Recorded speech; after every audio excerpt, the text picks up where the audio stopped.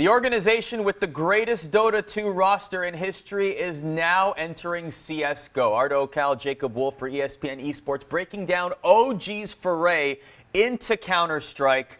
Did this come as a surprise to you, Jacob, or has this been in the works for a while?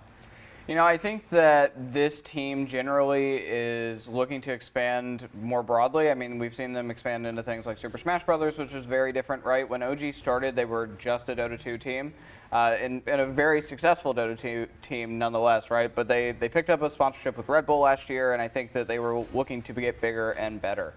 There's not really any opportunity out there right now. You know, the last couple of years when the LEC in League of Legends and the LCS in North American League of Legends were both franchising, there was a ton of opportunity for people to enter the esports space. Right now, there isn't much, and CSGO is still a huge game. It's the second biggest in the industry, I think, in terms of metrics. And when you look at that, it's an open circuit. It's a way to get in that doesn't exist right now in other properties, and so it makes sense. If you're the biggest team in Dota 2, which is, again, another one of those very large open circuits, it makes a lot of sense to come into CSGO as well. So let's talk about some of the rumored players that will be a part of this roster. According to reports, we have Aleksib, who was with ENCE. We have NBK, who was with Vitality, Valde with North, and ISSAA with Hellraisers. 3 of the 4 of them were on the bench at the time of these rumors. And so let's just first start with these 4 players and how you think they will be able to play together. What do you make of that? You know, we've seen a lot of people sort of take a shift in the last couple of years from originally teams were very nationalistic in Counter-Strike where people played within their nationality. So there were a lot of French teams, a lot of Brazilian teams, and now people are kind of going against that mold, right? FaZe Clan has been the ultimate experiment with that sort of model, and it's gone okay. I mean, they still have never won a major. The teams that do win majors traditionally are of the same nationality. Look at Astralis, they're all Danish, and things like Fnatic, previously Swedish, right?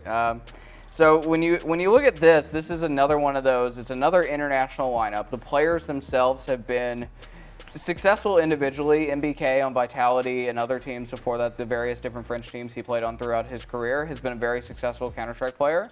Was in a slump and then led to him getting benched.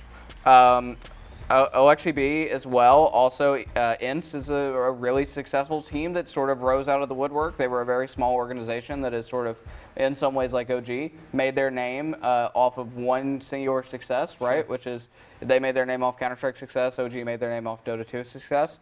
So when I look at this is like a FaZe Clan light, if I want to put it that way, right? Like, international team with some good players, but like FaZe has always been about like buying the best talent and really putting a lot of the money in it since they've transitioned into that after sort of their original lineup back in 2015. And so I look at this as a team that has a chance to be successful, but I would not say that they're going to be like cream of crop of Counter-Strike immediately after assembly.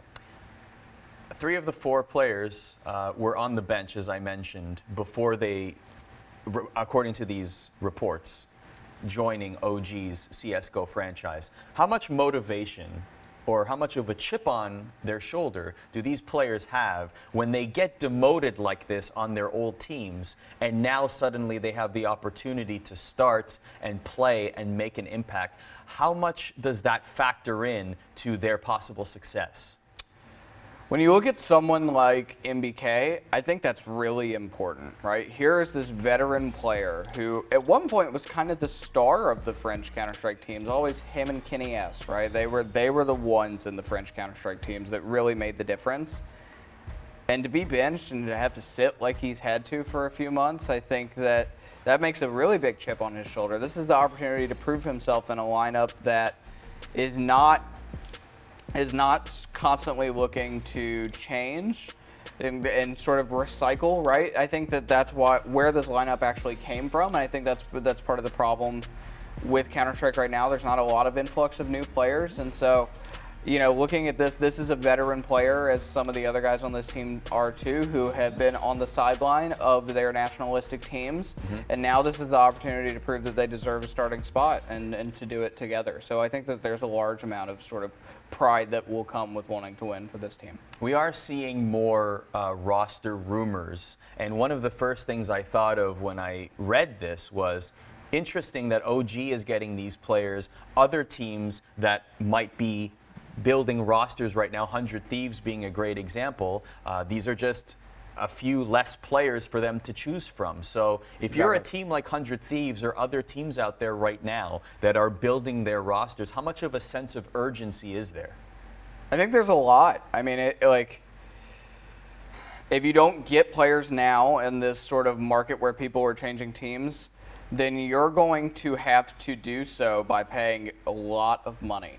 And I think that there are a lot of organizations, particularly in North America right now, because of things like the Blast Premier, where there's a $4.25 million prize pool, and there were other rumors of another league starting with North American teams as well. I think that looking at that, when you see that opportunity, you as a team want to be involved, but are you really going to spend millions potentially to recruit teams? I mean, we just saw Energy get paid $3 million by EG to get a team, right? And EG is now back in Counter-Strike. Immediate dividends, though. They did win at ESL New York. Of course, but like that's not going to make you a profitable business, and you know that doesn't mean one tournament, which ESL One New York is a big tournament, but that doesn't mean it's a major. I mean, it's not going to have the same sort of financial benefits. There are no gun stickers like there are at majors for that team, right? And that's the influx of profit spike for a lot of these teams.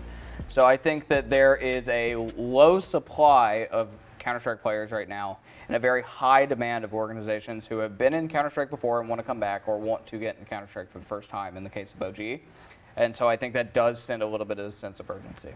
Which is interesting you say that, because my hunch is this is not the last we're going to hear of other organizations wanting to get into Counter-Strike or formally announcing this. What do you think? Yeah, I think we've got a lot more coming. I think particularly some of the North American teams. I saw reports of Misfits at one point. I wouldn't be surprised. I mean, we know 100 Thieves is coming. Sort of these like teams that are in the LCS or the Overwatch League. I think a lot of them will want to get involved in Counter-Strike. You can't ignore the audience. It is so big and so vast, and it is global in the very traditional sense, particularly in North America and Europe. And so I think that looking at that, I think there are a lot of teams that want to get involved. I do not think this will be the last we see. Jacob Wolf breaking down the latest in CSGO rosters, teams as we approach the break. Continued coverage available, of course, at ESPN.com/esports.